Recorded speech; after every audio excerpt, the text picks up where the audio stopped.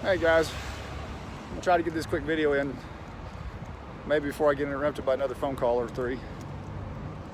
I'm at Manheim up here in Colorado, near Denver, trying to find a missing vehicle. It's ghosted us.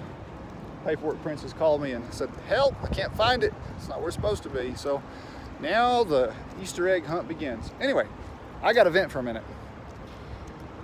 You know, I do a lot of coaching calls with guys interested in getting into this business, and a lot of them have successfully been able to get into the business and follow a proven business plan that works. And I always explain the same things to everybody that calls me that signs up with our dispatch service. We need time to put together a good load. You can't call us up Monday morning and say, hey, I need a load, I'm ready to go. And then expect within 30 minutes that you've got that good paying load ready to go where you want to go. We signed a guy on here just recently, and unfortunately there are people like this in the world. I explained all that to him. I told him how, you know, we need a day or two notice to put together a good load that is going to be a bit of a longer haul, make him some good money.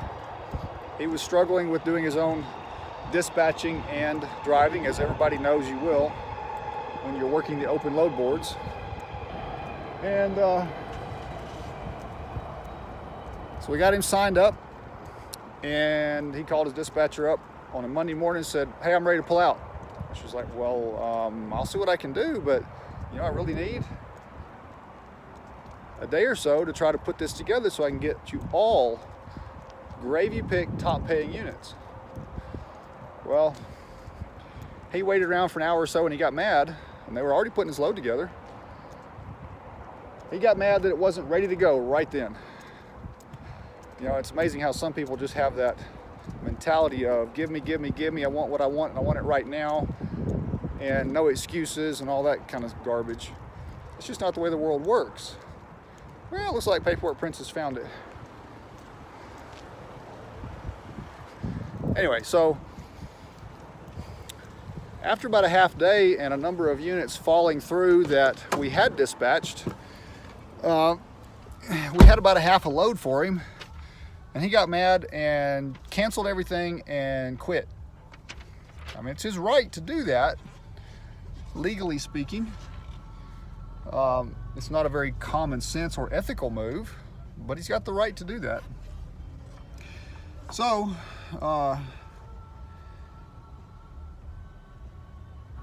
he reneged on his payment, and we only charged him for half of our normal rate for the legitimate work that our dispatchers did. Will you go park this thing in a parking spot? Hi. What parking spot? I don't know, just pick one. It's the That's sold lot. Good. It's the sold lot. So it came out of this lot. Just kind of park like it a somewhere mix-up. Aha. So she didn't find it. She borrowed one to ride around in, which is really nice. Green. What? Do you consider that green? Y'all call that green? I'd say that's more of a bluish gray color. This is why I said I couldn't find the SUV, because Ford Green. makes their own rules, apparently. Hey, I guess if you make it, you can name it, right? So that's green according to Ford. Whatever. All right, I gotta go find a place to park this one. Well, she's inspecting that one, and then if she's nice, she'll give me a ride back out of here instead of making me walk all the way back. She's not always very nice though, so who knows? Aha, here's a hole. See if I can manage to back it in without rear-ending somebody.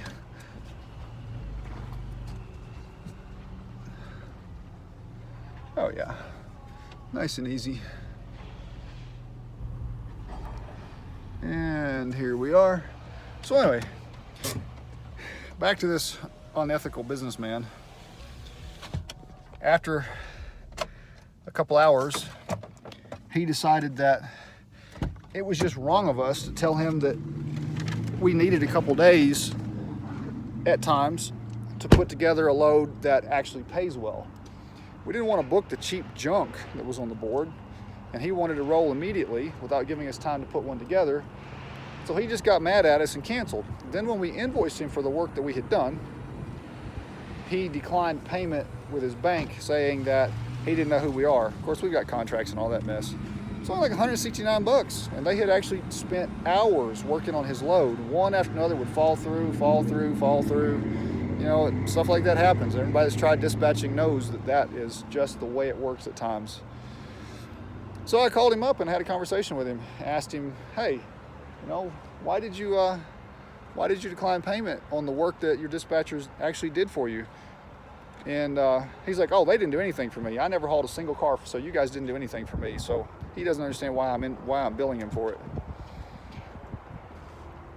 I guess it depends on which side of the fence you're on that. Are you on the ethical business side, or are you on the worldly business side of it's all me, all me, all me?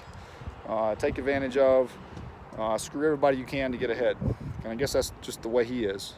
I'm not going to throw out any names on his business. I'm not trying to throw him under the bus necessarily. I'm just venting. But I am trying to get a point across. My guys and gals provide a fantastic job dispatching with good numbers produced if the driver will listen and if they will follow the rules basically set by the industry. It's not our rules. It's just the way the industry works. So many guys try to get into this business with predetermined ideas of, inspect the roof of this car. Just dirty. Anyway, they get into the business with predetermined ideas of how they want their business to operate based on whatever, I don't know, but anyway. And they want to start off day one with everything being their way. And you try to educate them and explain to them how the system works, what actually works and what doesn't in this business. And it's amazing how many people simply don't want to listen. They try to make the world of car hauling conform to their little bubble. And it doesn't work. Anyway, look at that. She was nice. She let me ride with her. I don't have to walk all the way back out. All right, guys, I'm signing off. I'm done venting for now. Till the next time.